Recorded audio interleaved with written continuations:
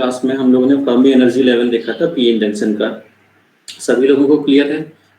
Fermi energy के through भी मैंने एक्सप्लेन किया था कि फर्मी एनर्जी लेवल में इनिशियली जब पी और एन टाइप सेमीकंडक्टर को हम लोगों ने ज्वाइन नहीं किया है तो पी और एन का जो फर्मी एनर्जी लेवल होगा वो अलग अलग होगा। पी के side it will be close to valence band और in n side it will be close to conduction.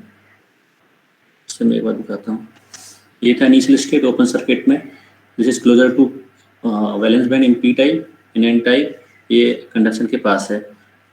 क्योंकि यहाँ तक फील्ड स्टेट हैं तो कैरियर ट्रांसपोर्ट होने के बाद इक्विलिब्रियम में ये फर्मी लेवल अलाइन हो जाने चाहिए, तो हमने अलाइन कर दिया था फर्मी लेवल। और थ्योरी क्या लगा कि फर्मी एनर्जी हमेशा ध्यान रखना जो बनाने का तरीका है दैट इज एक्सट्रीम साइड जो भी सेमीकंडक्टर के होंगे जहाँ बिहेवियर चेंज नहीं हुआ है, या एक्सट्रीम भी ना बोले हम उसको बोलते हैं कि जिस रीजन में सेमीकंडक्टर का वो रीजन जहाँ पे उसका बिहेवियर चेंज नहीं हुआ है वहाँ अभी भी वो इनहेरेंटली पी टाइप या एन टाइप होगा। और फर्मी एनर्जी लेवल जिस तरीके से पी टाइप में होता है यहाँ भी सेम पी टाइप में क्लोज टू वैलेंस बैंड होगा। तो हमने यहाँ पे उसी थ्योरी को अप्लाई करके इस फर्मी एनर्जी लेवल को क्लोजर टू वैलेंस बैंड बना दिया और इस side closer to conduction band, corresponding conduction corresponding valence यहाँ पे ड्रॉ कर दिया। ठीक है, इसलिए बैंडिंग हुई बैंड की, दिस इज बैंड बैंडिंग। तो बैंड बैंडिंग हमने की और फिर मैंने तुमको बताया कि कंडक्शन बैंड में हमारे पास एन टाइप में in conduction band free electrons हैं, वैलेंस बैंड में पी टाइप में होल्स हैं।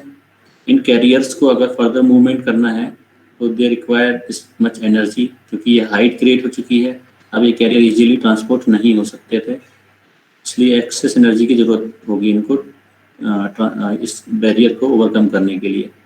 और ये जो बैरियर है इस barrier height is equal to q times built in, क्योंकि इलेक्ट्रिक फील्ड के रिस्पेक्ट में जो है हमने एनर्जी लेवल जो है ई के फॉर्म में हमने ड्रॉ किया है, इसलिए इसको भी हमने कन्वर्ट कर दिया ई के फॉर्म में, एनर्जी के फॉर्म में क्यू टाइम्स बिल्ट इन से।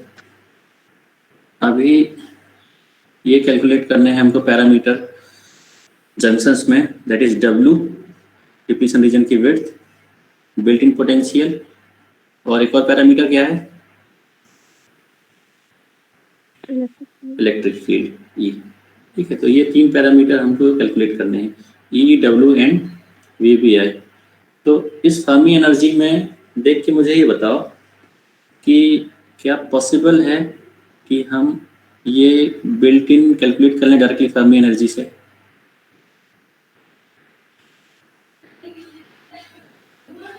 थोड़ा सा लास्ट वाली क्लास का मैं थोड़ा तुमको एक हिंट दे रहा हूँ। क्या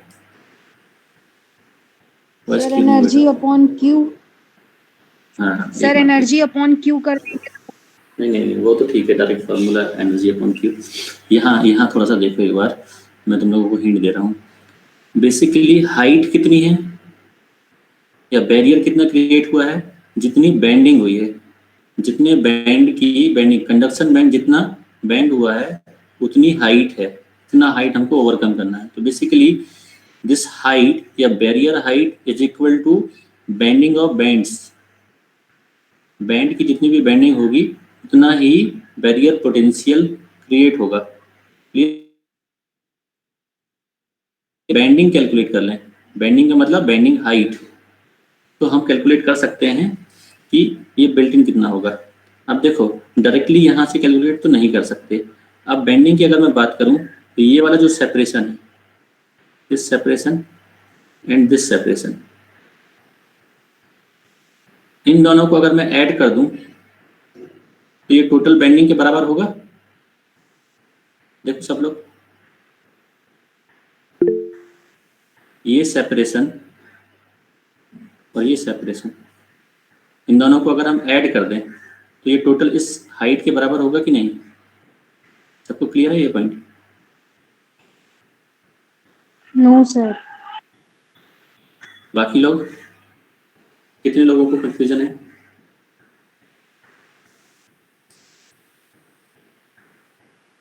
देखो बेटा फिर से बता रहा हूं मैं, ये बैंड पहले ऊपर था कंडक्शन बैंड, ठीक है, ये कंडक्शन ऊपर था और ये बैलेंस नीचे। तो इस कंडक्शन बैंड से फर्मी लेवल की डिस्टेंस जो होगी इस कंडक्शन बैंड से फर्मी लेवल की जो डिस्टेंस होगी, सिमिलरली फर्मी लेवल से पी टाइप की डिस्टेंस जो होगी, इतनी बैंड बेंडिंग हुई है टोटल। क्योंकि ये फर्मी लेवल पहले, फर्मी लेवल को बोले या हम कंडक्शन बैंड को बोले, this was up, this was down, ठीक है। जैसे ही हम लोगों ने पी और एन को ज्वाइन किया तो बेंडिंग हुई बैंड की, कंडक्शन बैंड नीचे शिफ्ट हो गया, वैलेंस बैंड ऊपर शिफ्ट हो गया। ये बेंडिंग हुई पी साइड में वैलेंस बैंड और एन साइड में कंडक्शन बैंड की। तो मैं ये बोल रहा हूँ कि इस बेंडिंग को अगर मैं कैलकुलेट करूँ, कंडक्शन बैंड और फर्मी लेवल के बीच की डिस्टेंस एन साइड में, ऐसे ही फर्मी लेवल और बैलेंस बैंड की डिस्टेंस पी साइड में, ठीक है। तो टोटल हाइट कितनी होगी, देखो यहाँ पे ये होगी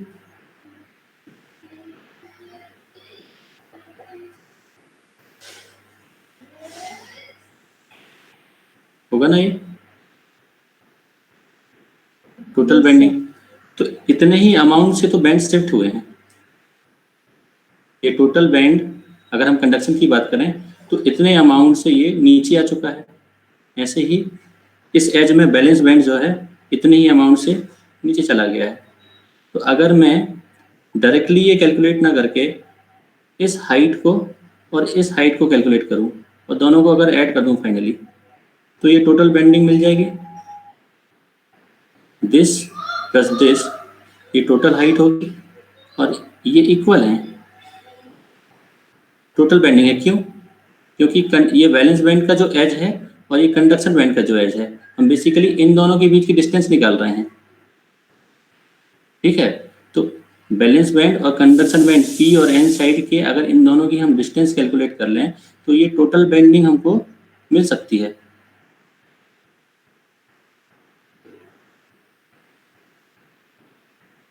समझ आया? अभी भी नहीं आया? टाइप करके बता मुझे कितने लोगों को समझ में आया है। यस सर, अब आ गई। क्लियर नहीं है तो मैं और जो है एक बार फिर से, हाँ बाकी लोग भी बताओ।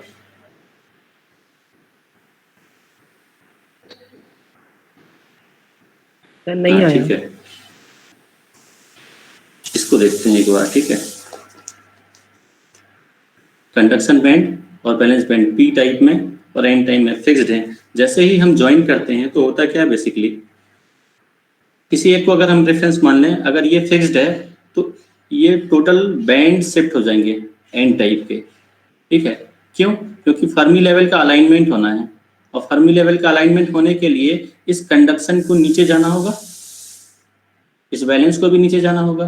तो टोटल एन टाइप का जो बैंड है इंक्लूडिंग फर्मी लेवल, ये सारे डाउनवर्ड शिफ्ट होंगे। क्यों? क्योंकि इनको अलाइनमेंट होना है, इसको इसके साथ अलाइन करना है।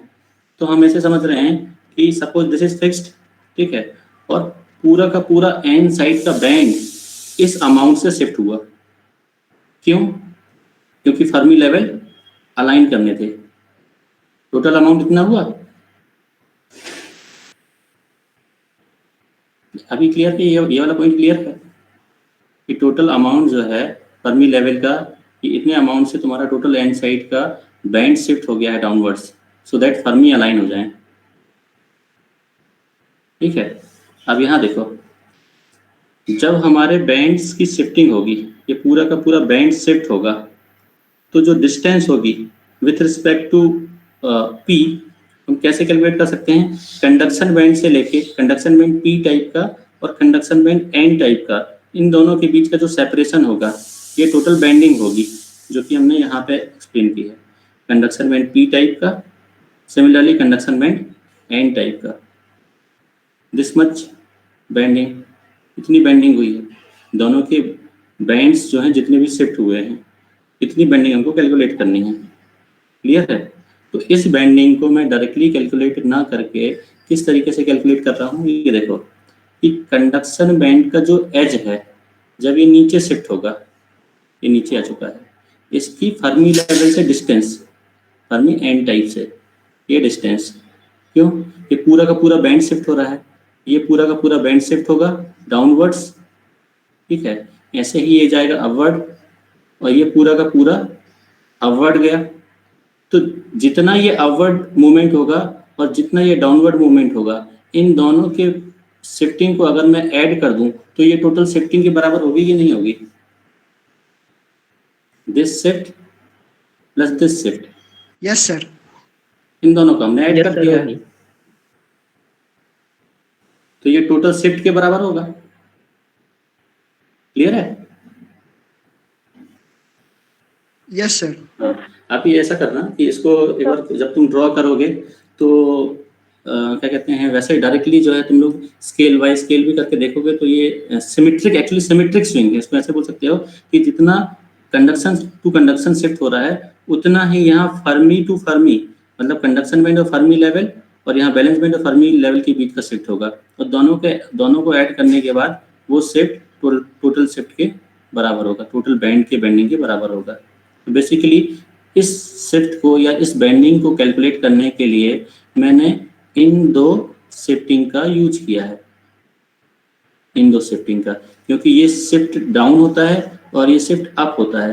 तो जितनी बेंडिंग इसकी होगी, शिफ्ट अप का मतलब ये बैंड होके ऊपर जा रहा है और ये बैंड होके नीचे आ रहा है। अभी मैंने जैसे रेफरेंस बोला कि एक ही शिफ्ट होता है, वैसे जनरली नहीं होता, क्योंकि दोनों साइड से कैरियर ट्रांसपोर्ट हो रहे हैं। तो यहाँ से जब कैरियर ट्रांसपोर्ट होंगे तो इसका फर्मी एनर्जी लेवल नीचे आएगा, क्योंकि यहाँ से इलेक्ट्रॉन्स जा रहे हैं, और यहाँ इलेक्ट्रॉन आएंगे तो ये फर्मी लेवल ऊपर जाएगा। क्लियर है?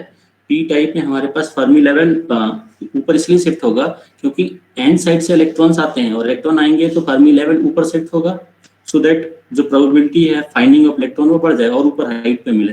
सिमिलरली क्योंकि यहाँ एन साइड से इलेक्ट्रॉन्स कम हो रहे हैं तो इसका फर्मी नीचे शिफ्ट होगा। तो टोटल शिफ्टिंग जितनी होगी दोनों की, उसको हम अगर ऐड कर दें तो वो टोटल शिफ्ट के बराबर हो जाएगा। यही एनालॉजी हमने यूज की है कि फर्मी कंडक्शन बैंड के बीच में एन साइड का सेपरेशन निकाला, ऐसे ही फर्मी और बैलेंस बैंड के बीच का सेपरेशन पी टाइप में कैलकुलेट किया, दोनों को हमने ऐड कर दिया। फाइनली जो एडिशन होगा that will be equal to total band bending या टोटल शिफ्ट। अब क्योंकि हमने ये पैरामीटर ऑलरेडी कैलकुलेट किया हुआ है, what is this? Separation between conduction band and Fermi N type, this is separation between Fermi and valence band या Fermi P type and valence band. तो हम लोगों को EC माइनस EFN, एक ये शिफ्ट कैलकुलेट करना है और दूसरा EFP माइनस EV, ये शिफ्ट कैलकुलेट करना है। ये क्लियर है? ये दोनों शिफ्ट अगर हम कैलकुलेट करें तो टोटल बैंड बेंडिंग कैलकुलेट हो जाएगी। और ये किसके इक्वल होगा बताओ? ये दोनों शिफ्ट किसके इक्वल KT होंगे? log n NC upon ND plus KT log n NV upon हाँ, ND। ये तो बेटा वैल्यूज हो गई, ठीक है, बट ये टोटल शिफ्ट किसके इक्वल होगा?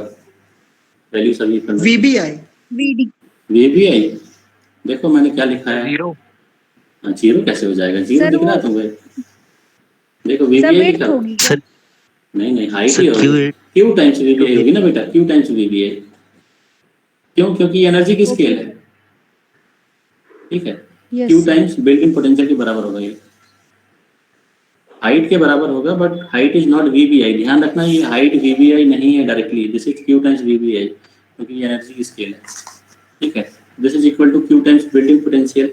ये हमारे पास पैरामीटर ऑलरेडी कैलकुलेटेड है। ध्यान करो, इससे पहले हम लोगों ने फर्मी एनर्जी कंप्लीट किया है, जिसमें मैंने तुम लोगों को सारे सेपरेशंस कैलकुलेट कराए थे। Conduction band Fermi N type, valence band Fermi P type, ठीक है।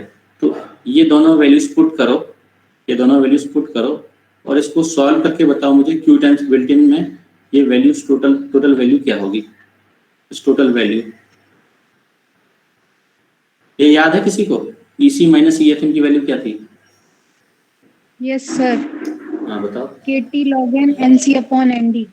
KT log NC upon ND। बाकी लोग?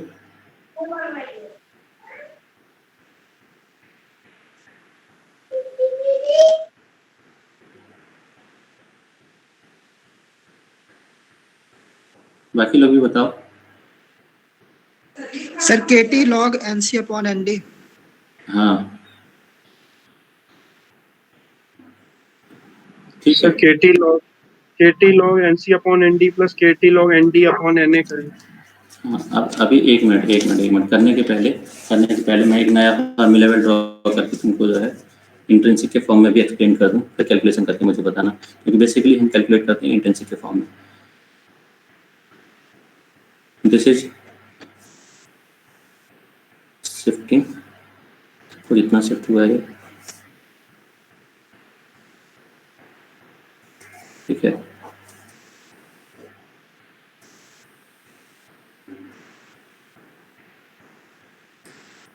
जितनी भी रीजन में बेंडिंग होगी that will be equal to width और depletion region W।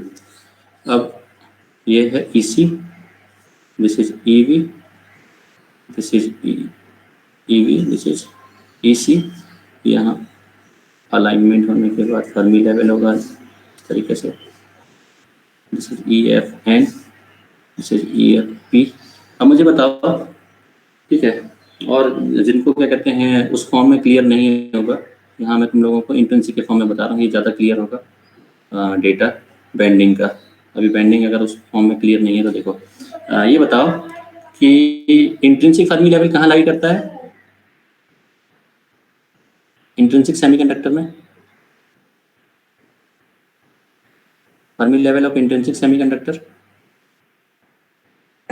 Sir average रहता है, सेंटर। एवरेज होता है, ठीक है। तो इवन एक बेंडिंग हो चुकी है, फर्मी इंट्रिंसिक की पोजीशन हमेशा सेंटर होगी यहाँ कहीं, ठीक है। ऐसे ही बेंड हो जाएगा कोरस्पॉन्डिंग फर्मी इंट्रिंसिक। तो Fermi intrinsic independent of bending हमेशा सेंटर में होगा, ठीक है। दिस इज I, ठीक है। तो अब ऐसे देखो, बेंडिंग ये कैलकुलेट करनी है हमको, this bending is equal to this, ये दोनों बेंडिंग इक्वल हैं, Yes, sir. Yes, sir. और similarly this is equal to this bending.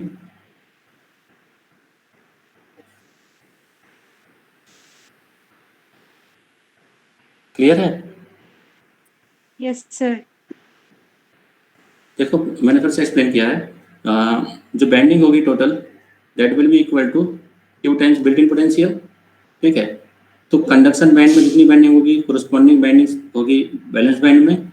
और अगर फर्मी की हम बात करें तो फर्मी भी इंट्रिंसिक में हमेशा सेंटर में होता है, इसलिए फर्मी भी कोरस्पॉन्डिंगली इंट्रिंसिक फर्मी लेवल भी कोरस्पॉन्डिंगली बैंड हो जाएगा। तो ये टोटल बेंडिंग फर्मी इंट्रिंसिक की भी इस हाइट के बराबर होगी, ये तीनों इक्वल हैं। तो मैं क्या कर रहा हूँ, पार्ट बाय पार्ट कैलकुलेट कर रहा हूँ, this bending and this bending. और ये बेंडिंग कितनी होगी,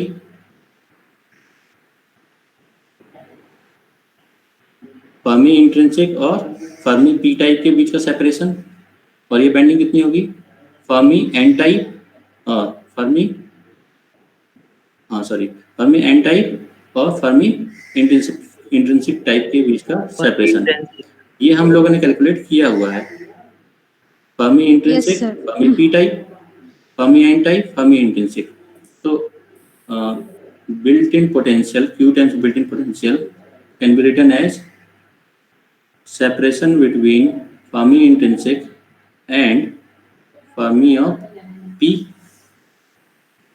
plus Fermi of N, separation between Fermi of N and Fermi intrinsic।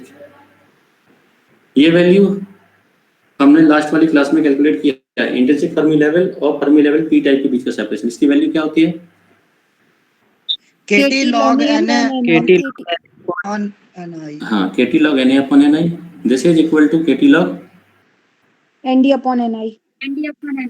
ठीक है। तो ये वैल्यू कैलकुलेट करो, दोनों को लॉग के फॉर्म में लिखो, फाइनली ऐड करो, लॉग की प्रॉपर्टी अप्लाई करो, आंसर बता मुझे क्या होगा।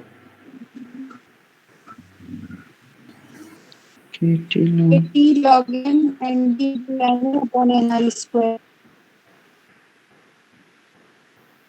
हाँ बताओ, KT log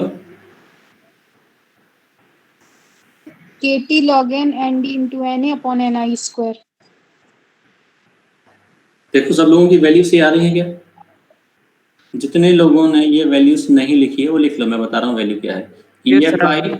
EFI minus EFP, this is equal to KT log NA over NI। ये होती है value KT log NA upon NI, ठीक है। ऐसे ही ये वैल्यू होती है k T log n D upon n i, k T log n D upon n i. तो n a upon n i, n D upon n i, और log के T भी कॉमन है, तो के टी कॉमन हो गया। Log में एडिशन, तो अंदर की value log x plus log y, same base अगर है तो लॉग एक्स वाई लिख सकते हैं। ऐसे ही n a upon n i, n D upon n i, तो n A N d multiply हो गया, एन आई स्क्वायर हो गया, तो टोटल वैल्यू ये आ गई क्यू टाइम्स बिल्ट इन की। तो बिल्ट इन क्या आ जाएगा यहाँ से finally? KT by Q. K T by Q log N A N D over N I square.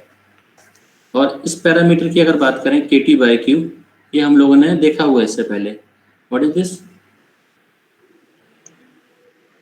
Sir thermal voltage. Thermal voltage is V T, V small T, V small V suffix T, thermal voltage N A N D over N I square. तो ये हमारे पास built in potential calculate हो गया है, किसमें? P N junction में। Built in potential की वैल्यू होती है thermal voltage times natural log N A N D doping concentration, ठीक है, और इंट्रिंसिक कंसंट्रेशन का स्क्वायर एन ए स्क्वायर। तो क्वेश्चन में तुमको डेटा दिया होगा सेमीकंडक्टर का टाइप, ठीक है, और डोपिंग लेवल। सिर्फ अगर सेमीकंडक्टर का टाइप मतलब जर्मेनियम है या सिलिकॉन है तो एन आई फिक्स हो गया, और एन ए एन डी हम कैसे कैलकुलेट कर सकते हैं? डोपिंग लेवल से। डायरेक्टली अगर डेटा नहीं दिया तो किस तरीके से डेटा डायरेक्टली दिया होगा तो सीधे सीधे रख दो value. Otherwise type of semiconductor N I fix होगा और डोपिंग लेवल से N A N D calculate होंगे, क्योंकि हमारे पास एटॉमिक कंसंट्रेशन एन आई का हमको पता है 5 × 10⁻22, और N A N D doping level dependent. अगर हेविली डोप्ड है तो स्केल दिया होगा, मॉडरेट है तो स्केल दिया होगा, लाइट है तो स्केल दिया होगा। तो एन ए एन डी हम कैलकुलेट कर सकते हैं। वीटी, वीटी के लिए हमको चाहिए टेम्परेचर, तो क्वेश्चन में टेम्परेचर भी मेंशन होगा, या तो रूम टेम्परेचर या किसी और टेम्परेचर में। तो बिल्ट इन पोटेंशियल कैलकुलेट करने के लिए टेम्परेचर, डोपिंग लेवल और टाइप ऑफ सेमीकंडक्टर, 3 चीजों की जरूरत होती है। क्लियर है ये कंसेप्ट? मैंने built in potential P N junction का कैलकुलेट किया है using this Fermi energy level.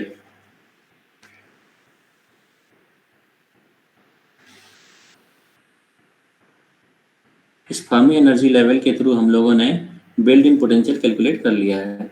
तो पहला पैरामीटर पी एन जंक्शन का बिल्ट इन पोटेंशियल कैलकुलेट हो चुका है। हम नेक्स्ट पैरामीटर के लिए स्टार्ट करते हैं डेरिवेशंस। तो ये वाला पॉइंट अगर क्लियर है तो नेक्स्ट डेरिवेशन डब्ल्यू जो है विल्ट डिफ्यूजन रीजन की विड्थ डब्ल्यू वो कैलकुलेट करेंगे। बताओ एक बार सब लोगों को क्लियर है? टाइप करो, या डाउट है स्पेसिफिक तो टाइप करके बताओ क्या डाउट है।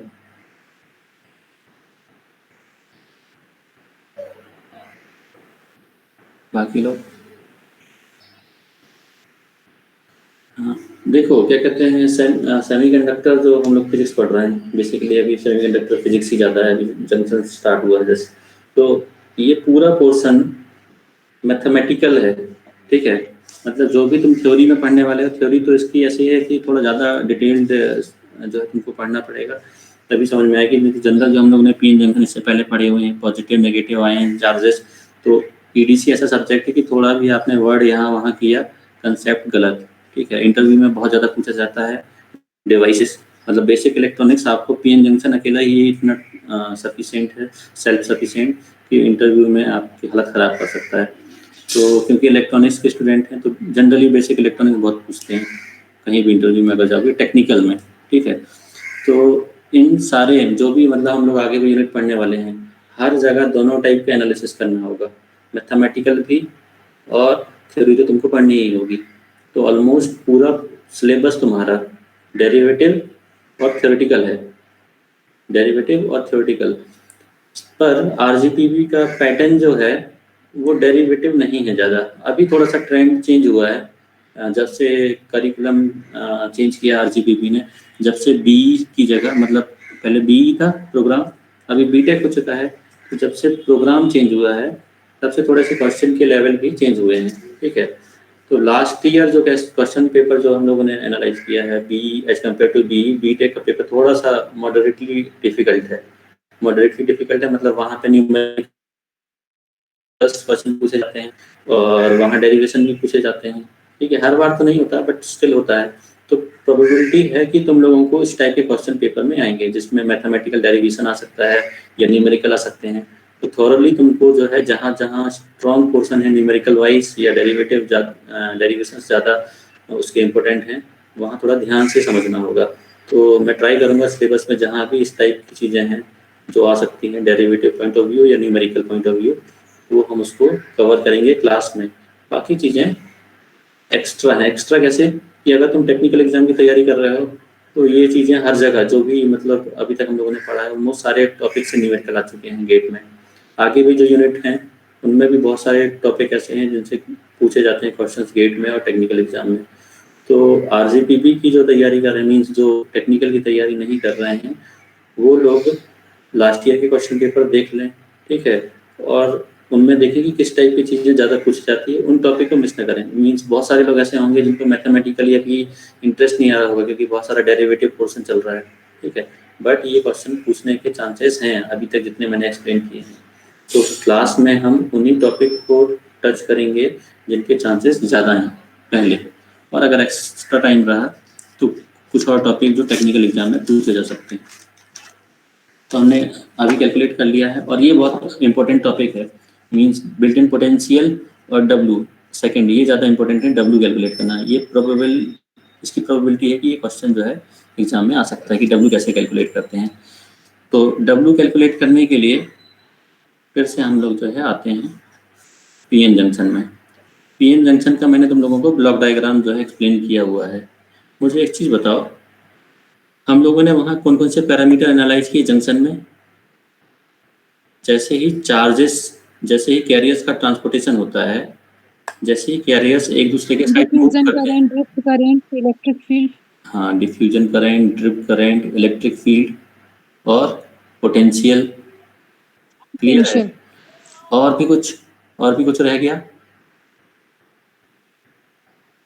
विड्थ ऑफ इलेक्ट्रिक फील्ड, नहीं sorry, width of depletion region. हाँ, विड्थ ऑफ डिप्लीशन रीजन और चार्जेस। बेसिकली सब कुछ जो स्टार्ट हुआ था वो चार्जेस से स्टार्ट हुआ था। हम लोगों के पास पीएन जंक्शन है, जैसे ही कैरियर्स ट्रांसपोर्ट होते हैं हमारे पास पी साइड में नेगेटिव आयंस या नेगेटिव चार्जेस और एन साइड में पॉजिटिव आयन या पॉजिटिव चार्जेस की प्लेट, ठीक है। तो ये चार्जेस बेसिकली स्टार्ट हो रहे हैं एक्यूमुलेट होना टुवर्ड्स पी और टुवर्ड्स एन। हम लोगों ने फिजिक्स में एक रिलेशनशिप पढ़ा हुआ है चार्जेस का, इलेक्ट्रिक फील्ड का और वोल्टेज का। किसी को ध्यान है? चार्ज को वोल्टेज से रिलेट कर सकते हैं। What is the relationship between charges and potential? थोड़ी सी हेल्प मैं कर रहा हूँ। तुम लोगों ने एक लॉ पढ़ा हुआ है, पॉइजन्स लॉ। किसी को ध्यान है poisons law?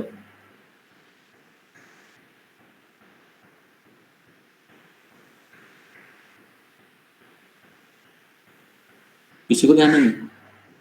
Poisons law, electric field और वोल्टेज के बीच का रिलेशनशिप, ये equals to minus delta V. dv upon E dr। Equal to minus del V, E equal to minus del V, ठीक है। एक रिलेशनशिप तुम लोगों को याद है, चलो ये मिल गया एक answer, E equal to minus del V, ठीक है। This is relationship between voltage या पोटेंशियल एंड इलेक्ट्रिक फील्ड। दूसरा रिलेशनशिप मैं पूछ रहा हूँ चार्ज, वॉल्यूम चार्ज और पोटेंशियल के बीच में, ये पॉइजन्स लॉ है। ये ध्यान है किसी को?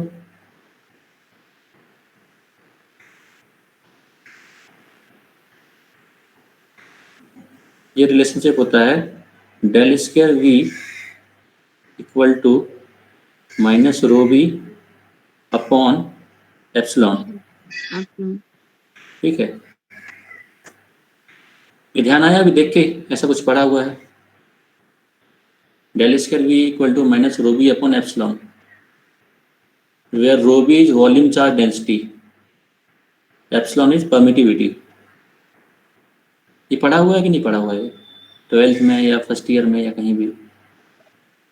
नहीं पढ़ा सर। अच्छा, ठीक है। ये ध्यान रखो, वॉल्यूम चार्ज डेंसिटी और पोटेंशियल के बीच में जो रिलेशनशिप है उसके लिए हम पॉइजन्स लॉ या पॉइजन्स इक्वेशन का यूज करते हैं, दिस इज पॉइजन्स इक्वेशंस, ठीक है। पॉइजन इक्वेशन का यूज करते हैं और पोटेंशियल डिफरेंस V और वॉल्यूम चार्ज डेंसिटी के बीच का रिलेशनशिप लिख सकते हैं, ठीक है। तो यूजिंग दीज इक्वेशंस, ये दोनों इक्वेशन का यूज करके हम डिप्लीशन रीजन की विड्थ W कैलकुलेट करेंगे, ठीक है, इस इक्वेशन का, और साथ ही साथ इलेक्ट्रिक फील्ड भी कैलकुलेट करेंगे, W और E दो पैरामीटर। अब यहाँ जो पैरामीटर हम लोगों को चाहिए वो देखो, E हमको कैलकुलेट करना है। सर एक बार और वॉइस ब्रेक हो रही थी। हाँ, मैंने अभी रिलेशनशिप बताया तुम लोगों को कि W और E कैलकुलेट करने के लिए, W और E मतलब डिप्लीशन रीजन की विड्थ और इलेक्ट्रिक फील्ड कैलकुलेट करने के लिए we will use these two equations, ठीक है। पहला relationship between electric field and voltage, second relationship between potential in a voltage and volume charge density. क्यों? हमारे पास जंक्शंस में चार्ज हैं, ठीक है, चार्ज, ये चार्ज, तो इन चार्ज का यूज करके हम पोटेंशियल और फिर इलेक्ट्रिक फील्ड कैलकुलेट कर सकते हैं, ठीक है। तो पोटेंशियल हमने ऑलरेडी कैलकुलेट कर लिया, पोटेंशियल का मतलब built in potential VBI, this is nothing but VBI, ये हमने कैलकुलेट कर लिया है। कुछ और मॉडिफिकेशन करके हम W कैलकुलेट कर सकते हैं। इलेक्ट्रिक फील्ड तो तुमको डायरेक्टली दिखाई दे रहा है, W कैसे इंट्रोड्यूस करेंगे वो आगे देखते हैं। यहाँ पे पोटेंशियल और वॉल्यूम चार्ज डेंसिटी के बीच का रिलेशनशिप दिया हुआ है। What is del square V? Del square V का मतलब क्या होता है? What is del operator, delta operator, Change, small change. हाँ, चेंज और हाँ, चेंज सही आंसर है। वैसे जनरली कैसे डिनोट करते हो डेल्टा को? डेल्टा का मतलब डिफरेंशिएशन होता है ना। अगर लीनियर स्केल में बात करें तो डेल्टा इज डिफरेंशिएशन, ये डिफरेंशियल ऑपरेटर है, ठीक है। तो लीनियर स्केल में हम लिख सकते हैं E इक्वल टू माइनस dV/dx, इस रिलेशनशिप को मैंने पहले लिख दिया है लीनियरली, E इक्वल टू माइनस dV/dx। ऐसे ही दूसरा रिलेशनशिप क्या हो जाएगा, बोलो? ऐसे ही ये वाला रिलेशनशिप क्या हो सकता है linearly? d²V/dx², d²V/dx² equal to minus ρV/एप्सिलॉन, ठीक है। डेल्टा इज डिफरेंशिएशन लीनियरली, अगर लीनियर स्केल में बात करें तो। ये बताओ मुझे, इन दोनों रिलेशनशिप का यूज करके इलेक्ट्रिक फील्ड और वॉल्यूम चार्ज डेंसिटी के बीच का रिलेशनशिप हम कैलकुलेट कर सकते हैं क्या, यूजिंग दीज टू? अभी हमारे पास वॉल्यूम चार्ज और पोटेंशियल के बीच का रिलेशनशिप है।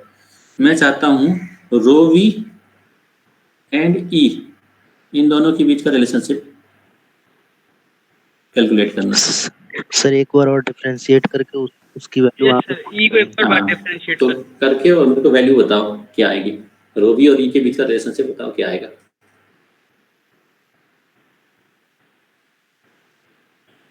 E की वैल्यू क्या होगी ρV के फॉर्म में? E की वैल्यू बताना तुम लोगों को, ठीक है। What is E in terms of ρV? ये मैंने लिख दिया लेफ्ट साइड, E की वैल्यू कैलकुलेट करनी है।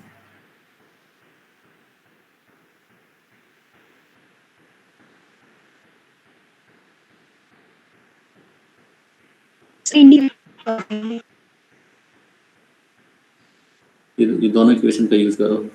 क्लियर नहीं है बेटा वॉइस?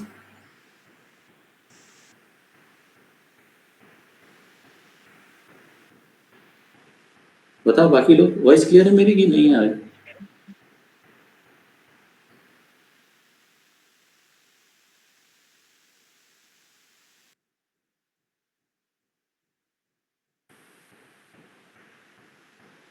बताओ क्या होगा आंसर? सर इंटीग्रेट कर देंगे।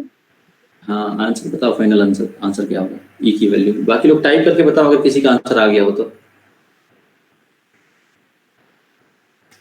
इतना डिफिकल्ट थोड़ी है ये sir E is equals to minus x rho V upon E epsilon.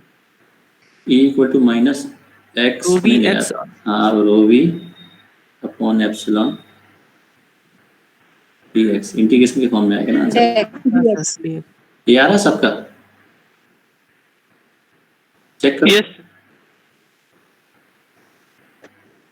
Equal to integral minus rho we upon epsilon. कैसे करना है देखो, अगर इसको इंटीग्रेट कर दोगे दोनों साइड इस इक्वेशन को, this will become del square से हो जाएगा ये डेल टाइम्स या डी स्क्वायर वी से डीवी बाई डी एक्स हो जाएगा ये, तो this will become D V by D X integrate करने पे, और ये यहाँ पे इंटीग्रेशन का साइन, ये पूरा का पूरा टर्म आ जाएगा यहाँ, ठीक है। क्योंकि ये डीवी बाई डी एक्स है तो डीवी बाई डी एक्स को रिप्लेस कर सकते हैं माइनस ई से, तो ई लिखा है माइनस यहाँ लगा दिया, तो E equal to minus rho we upon epsilon D X. ये क्यों किया है समझो, क्योंकि इलेक्ट्रिक फील्ड कैलकुलेट करना है सर जंक्शन में। ऊपर आ जाए अभी तो d by dx से इंटू कर सकते हैं। हाँ किसी भी तरीके से, किसी भी, या तो हम यहाँ पे कर दें, यहाँ पे कर दें या यहाँ पे कर दें, इसको डिफ्रेंशिएट कर दोगे, ठीक है पहले, फिर D square V by D X square की वैल्यू यहाँ पुट कर दोगे इसकी जगह, एक बार इंटीग्रेट करना होगा, किसी भी तरीके से कर सकते हैं। फाइनली आंसर ये आने वाला है।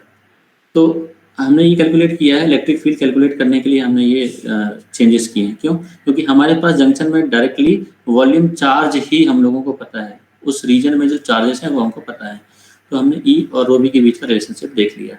इसका मतलब क्या है, अगर वॉल्यूम चार्ज को इंटीग्रेट करता हूँ मैं, अगर मैं वॉल्यूम चार्ज को इंटीग्रेट करता हूँ एप्सिलॉन से डिवाइड करके, तो जो वैल्यू होगी वो उस एरिया में इलेक्ट्रिक फील्ड की वैल्यू मिल जाएगी। क्लियर है? तो यहाँ पे वापस जंक्शन में, हमारे पास जंक्शन में ये चार्जेस हैं, तो हमको बेसिकली अभी क्या करना होगा, इस रीजन का, जिस रीजन में हमारे पास चार्ज है, स्पेस चार्ज रीजन, इस रीजन का हम लोगों को वॉल्यूम चार्ज प्लॉट करना होगा। रोवी की प्लॉट जो है हम इसको एक बार एनालाइज करेंगे, what is rho v here, volume charge, ठीक है। तो देखते हैं रोवी क्या है। जंक्शन में हम लोगों ने देखा हुआ है कि सब कुछ with respect to x equal to 0 हमने बात की है, ठीक है।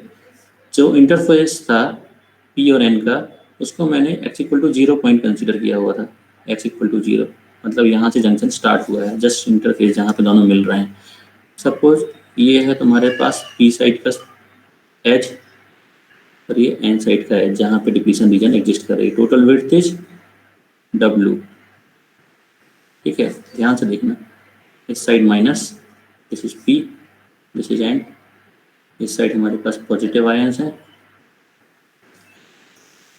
टोटल विड्थ इज w, ठीक है।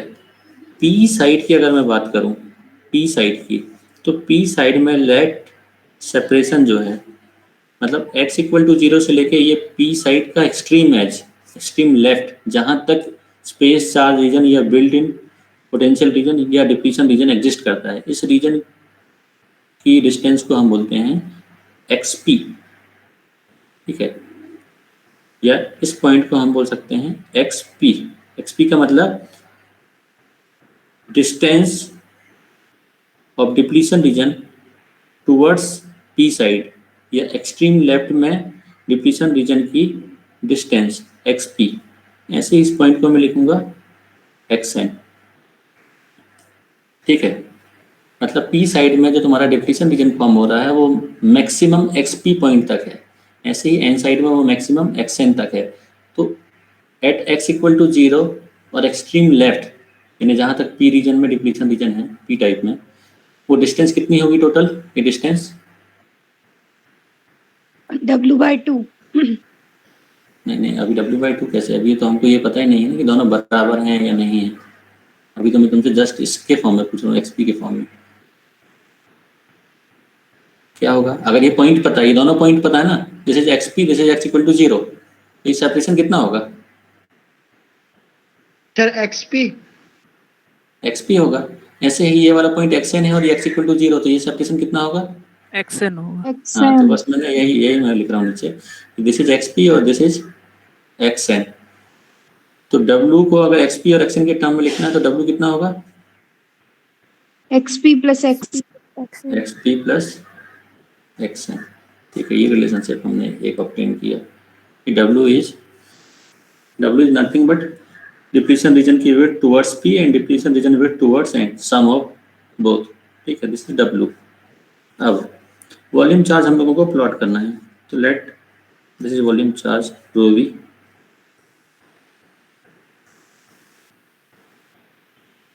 हम एक प्लॉट बना रहे हैं वॉल्यूम चार्ज डेंसिटी और एक्स के बीच में। अब देखो ध्यान से, जब हम एक्सट्रीम लेफ्ट से स्टार्ट करते हैं पी में, तो चार्जेस हमको कहाँ पे आके मिलना स्टार्ट होते हैं? At X equal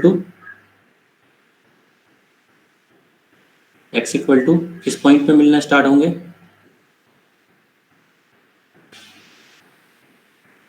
sir XP पे। X equal to X P पे सबको क्लियर है कि जैसे ही हम पी में एंटर करते हैं तो कॉम्बिनेशन नहीं हुआ है, जैसे ही हम रिकॉम्बिनेशन वाले रीजन में या डिप्लीशन रीजन में एंटर करते हैं, और डिप्लीशन रीजन की जो विड्थ पॉइंट होगा जो डिप्लीशन रीजन का एक्सट्रीम लेफ्ट में, दैट इज एक्सपी, इस पॉइंट से हम लोगों को वॉल्यूम चार्जेस मिलना स्टार्ट होते हैं। तो यहाँ पे चार्ज होंगे, ठीक है, और आगे एंटर करते जाओगे तो एक्सएन तक मिलेंगे, एक्सएन पे भी चार्ज होगा। नेचर ऑफ चार्जेस डिफरेंट है, पी साइड में हमारे पास नेगेटिव चार्जेस हैं, एन साइड में हमारे पास पॉजिटिव चार्जेस हैं। तो इस टोटल स्पेस में क्योंकि ये स्पेस क्यों बोला मैं, इस टोटल स्पेस में मतलब कि क्योंकि ये एक बार है सेमीकंडक्टर का, इसका वॉल्यूम होगा, ठीक है। अभी ये 2 डायमेंशनल जो है हम लोगों को प्लेन दिखाई दे रहा है, बट बेसिकली है क्या, ये वॉल्यूम भी पीछे भी एग्जिस्ट कर रहा है, इस तरीके का स्ट्रक्चर है ये पीछे, ठीक है। तो ये रीजन जो पीछे होगा, ऐसे ही पीछे होगा ये, इस पूरे एरिया में हमारे पास वॉल्यूम चार्जेस होंगे। क्लियर है सब लोगों को? इस पूरे पी साइड में हमारे पास नेगेटिव चार्जेस हैं, एक्स पी से लेके एक्स इक्वल टू 0 तक। तो ये टोटल चार्ज की जो वैल्यू होगी, इस टोटल वॉल्यूम में जितने चार्जेस होंगे, मैं उसकी बात कर रहा हूँ, ठीक है, इस टोटल वॉल्यूम में।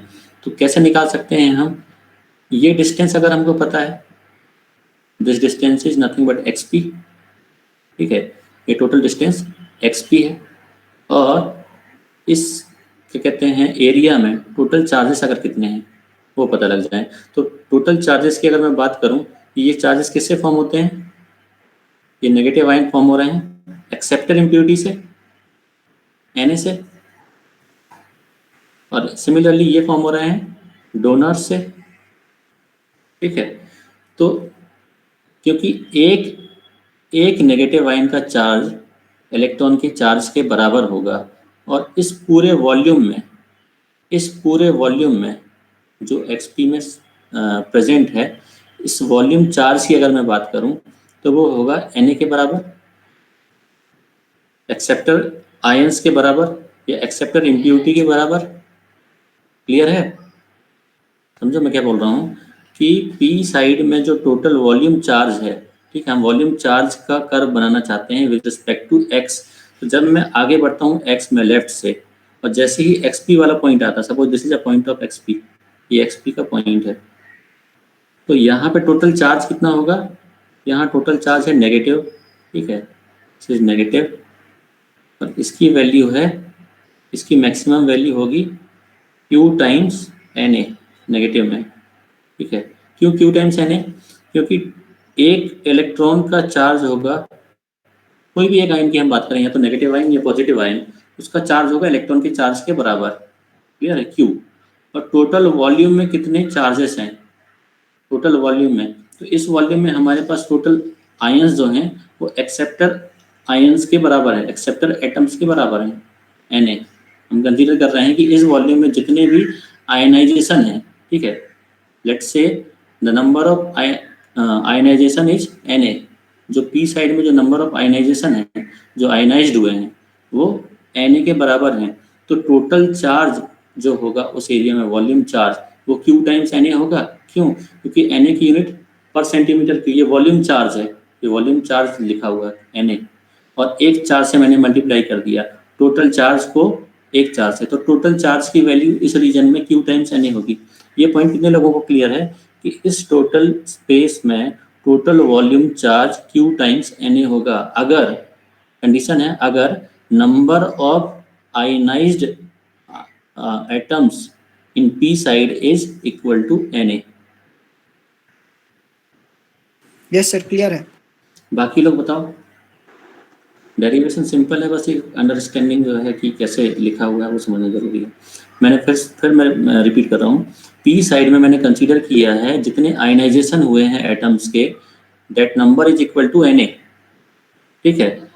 इसीलिए टोटल पी साइड में जो वॉल्यूम चार्ज होगा वो Q टाइम्स Na के बराबर होगा। Q टाइम्स Na मतलब एक इलेक्ट्रॉन का charge multiplied by total number of ions. हाँ ठीक है, ऑलमोस्ट सब लोग बोल रहे हैं क्लियर है। तो अब मुझे बताओ n साइड में वो वैल्यू क्या होगी?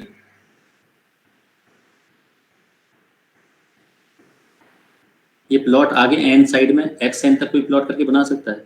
हाँ, Q into ND. Q into ND। ND. हाँ, और डायरेक्शन नेगेटिव या पॉजिटिव? Positive direction. Positive. हाँ, पॉजिटिव ये अपवर्ड डायरेक्शन। अपवर्ड होगी। कितने लोगों को क्लियर है कि नेगेटिव में क्यों बनाया है? ये Q टाइम्स Na को नेगेटिव में क्यों बनाया? क्योंकि ये नेगेटिव आयन है, देखो एक्सेप्टर नेगेटिवली चार्ज होता है और डोनर पॉजिटिव। ये बना ही हुआ है, यहाँ बताने की जरूरत नहीं है, ये पॉजिटिव है। तो ऊपर बनेगा ये अपवर्ड, ठीक है। इसकी वैल्यू होगी Q टाइम्स ND। तो हम अगर जंक्शंस के वॉल्यूम चार्ज डेंसिटी के प्लॉट की अगर बात करें तो वो कुछ इस तरीके का होगा, उसका नेचर ऐसा होगा वॉल्यूम चार्ज का प्लॉट ऐसा कि x एक्सट्रीम लेफ्ट x से स्टार्ट करोगे, जैसे ही xp वाला पॉइंट आएगा वहां तुमको चार्जेस मिलेंगे, ठीक है। वहां चार्जेस मिलेंगे, वो चार्जेस कितने होंगे? Q टाइम्स Na के बराबर। Q टाइम्स Na के बराबर मतलब xp से लेके x इक्वल टू 0 तक तुम्हारे पास Q टाइम्स Na टोटल यहाँ का वॉल्यूम चार्ज डेंसिटी होगा, वॉल्यूम चार्ज डेंसिटी। ऐसे ही 0 से लेके xn के बीच में टोटल चार्ज डेंसिटी जो होगी वो होगी Q टाइम्स Nd। क्लियर है? अब यहाँ पे एक्चुअली जो मैंने सडन पॉइंट बनाया हुआ ना कि xp, जैसे ही xp आता है वहाँ volume charge Q times Na होगा। जैसे ही xn आता है, यहाँ से अगर चले राइट से, तो xn पे Q टाइम्स Nd होगा। ये एक अप्रोक्सीमेशन से लिया गया है। क्यों? समझो यहाँ पे ध्यान से कि अगर हम जंक्शंस की बात करें तो कोई ज़रूरी नहीं है कि यूनिफॉर्म, ऐसा कोई एग्जैक्ट जो है पॉसिबिलिटी नहीं है कि x अगर हम स्टार्ट करते हैं लेफ्ट साइड से तो टिल xp 0 हो और सडनली xp पे Na नंबर ऑफ एक्सेप्टर मिल जाए, ठीक है। हो सकता है इनका डिस्ट्रीब्यूशन कुछ ऐसा हो कि डिप्लीशन रीजन के पास मतलब टुवर्ड्स x इक्वल टू 0 ज़्यादा हो, क्योंकि यहाँ रिकॉम्बिनेशन ज़्यादा हो रहे हैं तो यहाँ ज़्यादा हो और इस साइड कम हो। तो ये एग्जैक्ट स्टेप पॉसिबल नहीं है, ठीक है। तो ग्राफ में थोड़ा सा कर्व ले आ देना, जैसे हाँ यहाँ पे एग्जैक्टली ये इस तरीके से होगा, ये है ना, थोड़ा सा कर्व होगा, थोड़ा सा प्लॉट में कर्व होगा इस तरीके। अगर तुम आइडियल केस की बात करोगे तो प्लॉट कुछ इस तरीके का होगा, कुछ इस तरीके का, बहुत माइनर सा शिफ्ट होगा, क्योंकि पॉसिबिलिटी है कि यहाँ कहीं भी इस रीजन में भी कुछ माइनर चार्जेस होंगे, ठीक है। धीरे धीरे स्टार्ट होंगे और फिर एग्जैक्ट वैल्यू अपनी गेन कर लेंगे। बट हम लोग यहाँ पे लगाते हैं जंक्शन अप्रोक्सीमेशन, ठीक है। जंक्शन अप्रोक्सीमेशन या इसको बोलते हैं depletion region approximation. Depletion region approximation क्यों लगाते हैं? क्योंकि इस तरीके के शेप के साथ एनालाइज करना मुश्किल है, डिफिकल्ट है ये, ठीक है। ज़्यादा जो है कॉम्प्लिकेशंस होंगे। तो हम कंसीडर करते हैं कि टिल एक्सपी कोई भी चार्ज नहीं है, टिल एक्सपी, और एक्सपी के जस्ट आगे चार्जेस हैं। ऐसे ही यहाँ टिल एक्सएन कोई भी चार्जेस नहीं है, बट प्रैक्टिकली ये कुछ वैल्यू होती है। तो ये मैंने उनको बता दी कि प्रैक्टिकली ऐसा होगा ये प्लॉट, बट हम इसको अप्रोक्सीमेशन लगा के निगलेक्ट कर सकते हैं। क्योंकि इसलिए निगलेक्ट कर सकते हैं क्योंकि ये जो चार्ज होंगे, ठीक है, या इनका जो वॉल्यूम होगा ये बहुत कम है एज कम्पेयर टू दिस। इस रीजन में बहुत कम चार्जेस होंगे, तो उनको निगलेक्ट किया जा सकता है। बेसिकली निगलेक्ट करना मतलब डिप्लीशन रीजन अप्रोक्सीमेशन लगाना। तो हम इसको शार्पली जो स्टेप मैंने फॉर्म किया हुआ था इस तरीके से डिनोट कर सकते हैं। क्लियर कितने लोगों को कि हमारा जो चार्ज डिस्ट्रीब्यूशन होगा जंक्शन में वो यूनिफॉर्म नहीं होगा। ऐसा यूनिफॉर्म का मतलब कि सडनली राइज नहीं होगा, धीरे धीरे चार्ज बढ़ेंगे। बट जंक्शन अप्रोक्सीमेशन लगा के हम इसको यूनिफॉर्म कर सकते हैं कि इस रीजन में प्रेजेंट है और उसके बाद उसके जस्ट बाद 0 हो चुके हैं। हाँ ठीक है। तो हमने रो वी और एक्स के बीच का प्लॉट बना लिया, बस यही मेन चीज थी समझना। अब आगे पूरा डेरिवेशन जो है आसान है। ये कैसे आया, क्योंकि रो वी इंट्रोड्यूस करना था, ठीक है। तो वॉल्यूम चार्ज डेंसिटी और एक्स के बीच का प्लॉट मैंने बनाया। यहाँ तक किसी को कंफ्यूजन हो तो बताओ, फिर आगे डेरिवेशन कंप्लीट करते हैं।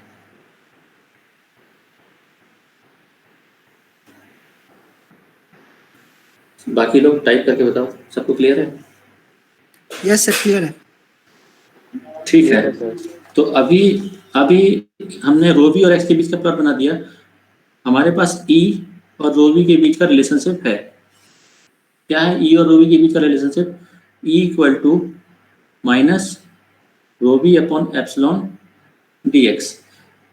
इसको कैसे समझ सकते हैं कि हम अगर वॉल्यूम चार्ज डेंसिटी वाले प्लॉट को इंटीग्रेट करते हैं और एप्सिलॉन से डिवाइड कर दें, अगर हम वॉल्यूम चार्ज डेंसिटी के प्लॉट को इंटीग्रेट कर दें और एप्सिलॉन से डिवाइड कर दें, तो इलेक्ट्रिक फील्ड का प्लॉट हमको मिल जाएगा। ये आसान हो गया थोड़ा सा, क्योंकि हमारे पास वॉल्यूम चार्ज डेंसिटी का प्लॉट है। तो इसी के जस्ट नीचे मैं प्लॉट कर रहा हूँ अब electric field. This is electric field versus X, ठीक है। Point of X P, this is point of X N, ठीक है। यहाँ से इंटीग्रेशन स्टार्ट होगा, लेफ्ट से स्टार्ट करते हैं इंटीग्रेट करना। तो कोई बता सकता है नेचर कैसा होगा प्लॉट का? ठीक है, ये मैंने बनाया हुआ है अप्रोक्सीमेशन लगा के। फाइनल प्लॉट ये है यहाँ पे, और इस साइड पे दिस इज फाइनल प्लॉट। कोई नेचर बना सकता है प्लॉट का? ये बता सकता है क्या बनेगा प्लॉट?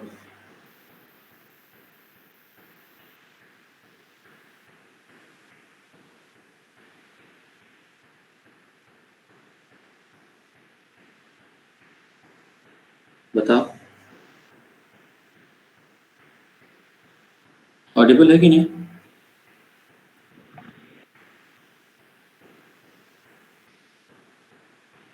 ये रिलेशनशिप देखो सही लिखा हुआ है। इसके पहले वाले पेज में भी मैंने गलत लिखा हुआ है क्या?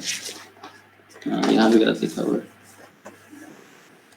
ये भी गलत लिखा हुआ है, इसने ध्यान नहीं दिया।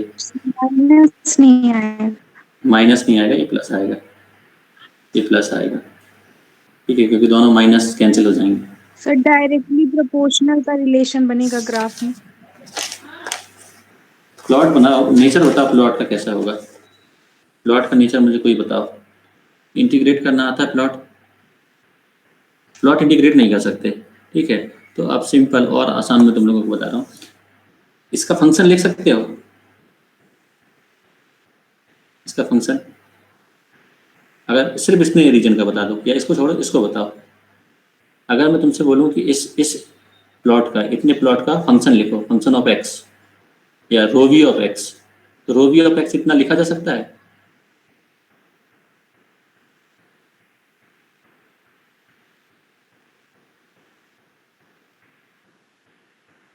किसी को नहीं पता?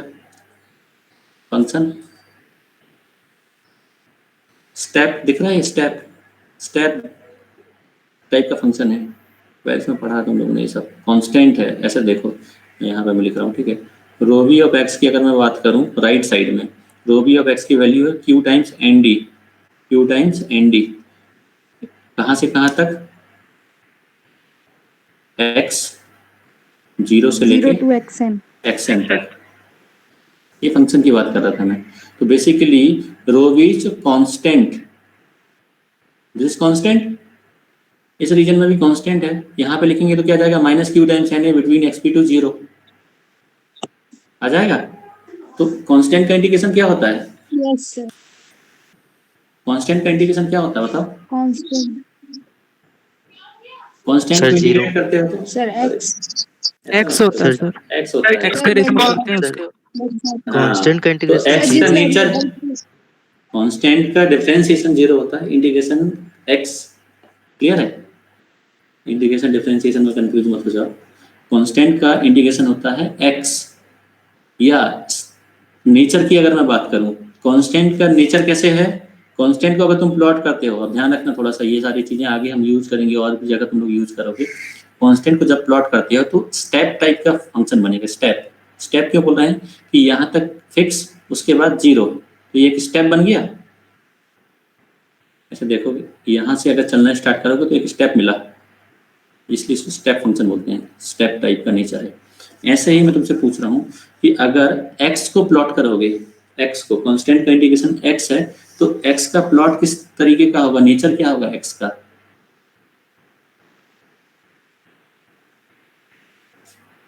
Simple fx equal to x plot करके बताओ मुझे क्या नेचर दिख रहा है तुम लोगों को for all x। Sir linear relation.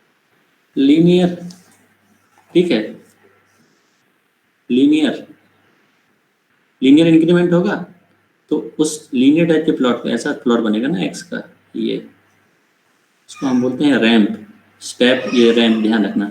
तो जब हम इसको इंटीग्रेट करेंगे तो जो प्लॉट का नेचर होगा वो रैंप टाइप का होगा। अभी ये नीचे क्यों बन रहा है वो अभी देखते हैं।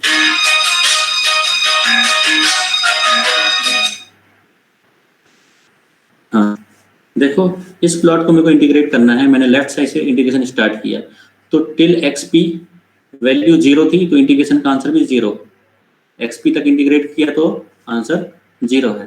फिर xp पे सडनली q टाइम्स na है, तो मैंने इसको इंटीग्रेट करना स्टार्ट किया, क्योंकि कांस्टेंट है तो इंटीग्रेट होकर रैंप फॉर्म करेगा। नेगेटिव क्यों? क्योंकि डायरेक्शन जो तुम्हारा मैग्नीट्यूड है वो टोटल नेगेटिव है, तो x का इंटीग्रेशन प्लस x और माइनस x का माइनस x, तो ये नेगेटिव डायरेक्शन में बढ़ते जाएगा मैक्सिमम इस पॉइंट पे। इसके बाद आगे इंटीग्रेट करोगे तो क्या होगा, यहाँ तक इंटीग्रेट कर दिया, कांस्टेंट था, ठीक है, तो ये मैक्सिमम आ गया। इसके बाद इस पॉइंट पे पॉजिटिव वैल्यू ऐड हो रही है, पॉजिटिव वैल्यू ऐड हो रही है, या पॉजिटिव का इंटीग्रेट कर रहे हैं। इंटीग्रेट करने का मतलब होता है बेसिकली एरिया कैलकुलेट करना। तो ये तुम क्या कर रहे हो, ये तुम कर रहे हो रोबी वाले प्लॉट के अंदर का एरिया कैलकुलेट और उसको एप्सिलॉन से डिवाइड करना है। दिस इज रोबी प्लॉट, रोबी मतलब वॉल्यूम चार्ज डेंसिटी का प्लॉट। इसको अगर मैं इंटीग्रेट करता हूँ तो बेसिकली ये एरिया में ऐड करते जा रहा हूँ। तो मैं क्या कर रहा हूँ, देखो यहाँ पर ध्यान से, लेफ्ट साइड से मैंने स्टार्ट किया xp पे, xp तक एरिया 0 है, xp के बाद धीरे धीरे एरिया ऐड हो रहा है, ऐड हो रहा है, ऐड हो रहा है। कब तक ऐड होगा, मैक्सिमम इस पॉइंट तक ऐड होगा। ये पूरा एरिया, ये यहाँ तक का जो एरिया होगा ना इस पॉइंट पे, ये मैक्सिमम एरिया इस पॉइंट पे मिलेगा तुमको, ठीक है।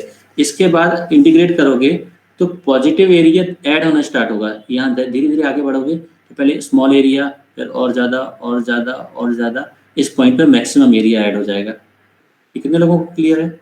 इंटीग्रेट करने का मतलब एरिया कैलकुलेट करना।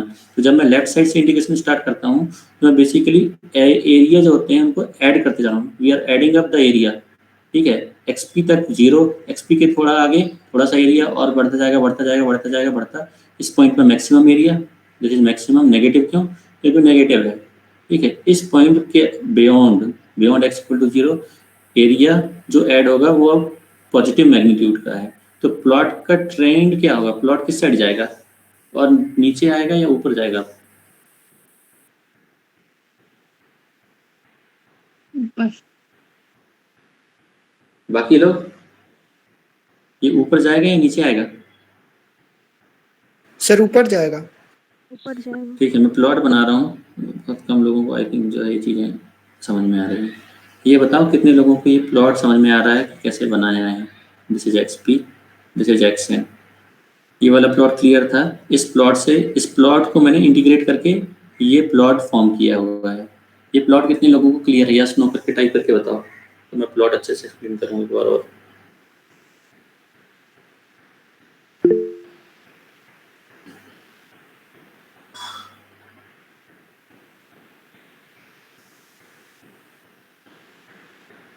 सबको क्लियर है रिस्पॉन्स, लेकिन ऐसे लग नहीं रहे। ठीक है, सबको क्लियर है? नो, और कितने लोगों को नहीं क्लियर? सर एक बार ग्राफ और बता दीजिए। हाँ देखो बेटा, हम लोगों ने क्या किया हुआ है, इस प्लॉट को इंटीग्रेट करना है, ठीक है। तो सबसे पहले मैं नेचर की बात कर रहा था कि प्लॉट का शेप क्या होगा, उसके लिए मैंने इस प्लॉट का रेफरेंस लिया है। दिस प्लॉट इज स्टेप, ये कांस्टेंट टाइप का प्लॉट है। तो कांस्टेंट को अगर इंटीग्रेट करते हो तो x मिलता है, x को हम बोलते हैं रैंप। तो मतलब जो इसका इंटीग्रेट करने वाला क्या कहते हैं प्लॉट होगा इंटीग्रेशन वाला प्लॉट होगा उसका नेचर या उसका शेप रैंप टाइप का होगा। ये रैंप, ठीक है, रैंप मतलब कि इंक्रीमेंट होगा, लीनियर होगा, लीनियरली बढ़ने वाला होगा। ठीक है, तो पहले मैंने नेचर की बात की है, तुमको नेचर समझाने के लिए वो सारा कांस्टेंट का इंटीग्रेशन ये फंक्शन वंक्शन लिखा। ठीक है, इसकी जरूरत नहीं थी ये फंक्शन लिखने की, बस इसको समझाना था कि इस प्लॉट का इंटीग्रेशन करने पे जो प्लॉट फॉर्म होगा उसका नेचर रैंप है। तो ये रैंप पता लग गया। अब रैंप की मैक्सिमम वैल्यू कहाँ तक जाएगी, उसके आगे इंटीग्रेट करोगे तो वो रिजल्टेंट क्या होगा, उसको समझने के लिए मैंने तुमको बताया integration is nothing but calculating area with in a curve.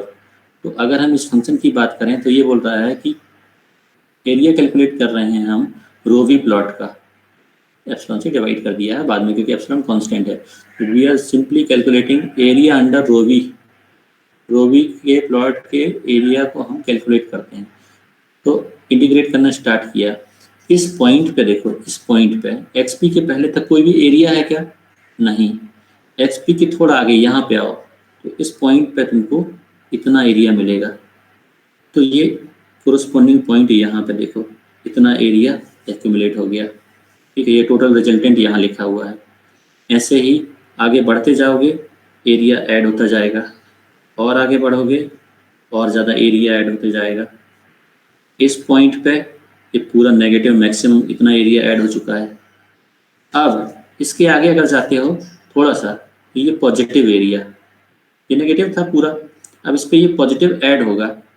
तो टोटल नेगेटिव कुछ लिखा हुआ उसमें अगर तुम पॉजिटिव ऐड करोगे तो रिजल्टेंट अब बढ़ेगा नहीं, अब थोड़ा सा डिक्रीमेंटल होगा। ये इस पॉइंट पे थोड़ा ये डिक्रीज कर गया, इतना एरिया हो गया। ठीक है, ये एरिया और कम करोगे ये इतना बचा, फाइनली एरिया इस पॉइंट पे 0 हो जाएगा। क्यों? क्योंकि जितना नेट यहाँ पे एरिया है इतना ही नेट एरिया की बात हम क्यों कर रहे हैं, ये अभी मैं एक कंसेप्ट बताता हूँ तुम लोगों को। चार्ज न्यूट्रलिटी, ये दोनों बराबर क्यों है, मतलब हम 0 तभी लिख सकते हैं ये दोनों अगर बराबर होंगे, ये दोनों अगर बराबर होंगे तो हम इसको फाइनली 0 लिख सकते हैं। ऐसा नहीं कि इसका कुछ पॉजिटिव चार्जेस ज़्यादा होंगे, क्योंकि हमारे पास अगर जंक्शन की हम बात करें तो इस जंक्शन में चार्ज न्यूट्रलिटी मेंटेन होगी। कि टोटल जंक्शन की अगर मैं बात करूं तो ये जंक्शन चार्ज न्यूट्रल होगा, मतलब जितने नेगेटिव होंगे उतने ही पॉजिटिव होंगे इस एरिया में। तो चार्ज न्यूट्रलिटी का कंसेप्ट हम यहाँ पे भी लगा सकते हैं। चार्ज न्यूट्रलिटी का कंसेप्ट मतलब इस एरिया का टोटल चार्ज और इस एरिया का टोटल चार्ज बराबर होगा। तो उसको हम कैसे लिख सकते हैं, कोई बता सकता है?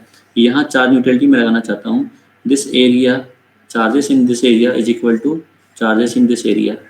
इक्वेशन क्या लिख सकते हैं, इस एरिया का टोटल चार्ज कितना होगा, Q times Na into XP। तो Q times Na into XP किसके बराबर होगा, ये Q times Na into XN। तो इसका मतलब Na times XP is equal to ND times XN होगा। This is charge neutrality principle. ठीक है, तो इसको ध्यान से थोड़ा सा ऑब्जर्व करते हैं, Na टाइम्स XP और ND टाइम्स XN। अगर डोपिंग बराबर है, अगर डोपिंग बराबर है दोनों साइड में, Na और Nd का मतलब डोपिंग इन N साइड और P side, Na and Nd। तो अगर दोनों साइड की डोपिंग बराबर है तो कंक्लूजन क्या निकलता है, XP equal to XN। हाँ, मतलब अगर डोपिंग बराबर है तो डिप्लीशन रीजन की विड्थ P साइड में और N साइड में बराबर होगी। अगर डोपिंग अनइक्वल है तो दो केसेस होंगे, एक एक्सेप्टर ज़्यादा है, दूसरा डोनर ज़्यादा है। तो मुझे एक्सेप्टर ज़्यादा है वाले केस में बताओ, अगर एक्सेप्टर ज़्यादा है तो कंक्लूजन क्या निकलता है यहाँ से, XN is greater than XP। हाँ, अगर ये ज़्यादा है तो इसको कम होना पड़ेगा सो दैट ये इक्वेशन मेंटेन्ड हो। ठीक है, Na ज़्यादा है Nd से तो इसका मतलब XP कम होगा XN से। क्लियर है? तो अगर हम एक्सेप्टर साइड में ज़्यादा डोपिंग करते हैं, P साइड में हम ज़्यादा डोपिंग करते हैं तो डिप्लीशन रीजन की विड्थ कहाँ ज़्यादा हो जाती है, XN साइड। XN side. इसका मतलब कि चार्ज न्यूट्रलिटी मेंटेन करने के लिए, क्योंकि यहाँ पे डोपिंग ज़्यादा की हुई है तो यहाँ पे एरिया ज़्यादा बढ़ जाएगा, मतलब Na ज़्यादा हो जाएंगे। अगर Na अगर ज़्यादा हो जाएंगे तो ये जो तुम्हारा स्पेस है ये थोड़ा सा कम फॉर्म होगा, डिप्लीशन रीजन यहाँ ज़्यादा बढ़ जाएगी। क्यों? क्योंकि चार्ज न्यूट्रलिटी मेंटेन रखना है, ठीक है। इसको हम बोलते हैं कि जिस साइड डोपिंग ज़्यादा होती है उस साइड डिप्लीशन रीजन कम पेनिट्रेट करता है। इस इक्वेशन से हम बोल सकते हैं कि अगर डोपिंग ज़्यादा है तो डिप्लीशन रीजन की विड्थ कम होगी उस साइड में। ये ध्यान रखना, ये बहुत इंपॉर्टेंट सर इसको कंसेप्ट है। प्रैक्टिकली कैसे समझेंगे, समझ नहीं आ रहा।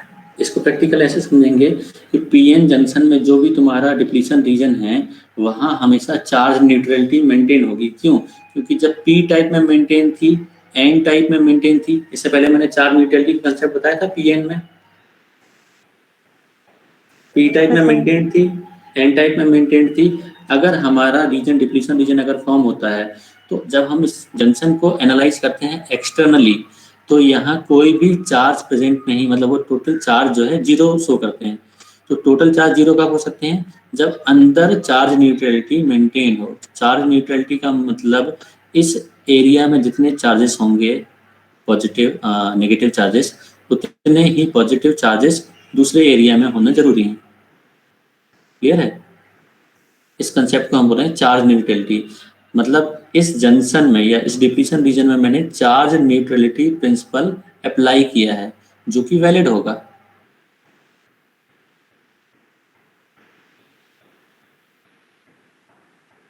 जैसे मैंने पी टाइप और एन टाइप में चार्ज न्यूट्रलिटी एक्सप्लेन किया है, सेम एक्सप्लेनेशन यहाँ पे होगा कि पीएन जंक्शन जब भी फॉर्म किया है या पीएन जंक्शन फॉर्म होने के बाद जो डिप्लीशन रीजन है वहाँ चार्ज न्यूट्रलिटी मेंटेन होगी। तो टोटल चार्ज को मैंने इक्वेट किया है, यहाँ मैंने सिर्फ टोटल चार्ज को इक्वेट किया है। We are equating total charges, ठीक है।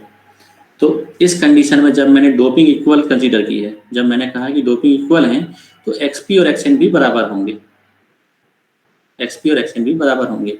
या ये एरिया और ये एरिया टोटल अगर एक्सपी एक्सएन बराबर नहीं है still these area will be equal so that volume charge दोनों के बराबर हो, चार्ज न्यूट्रलिटी मेंटेन हो।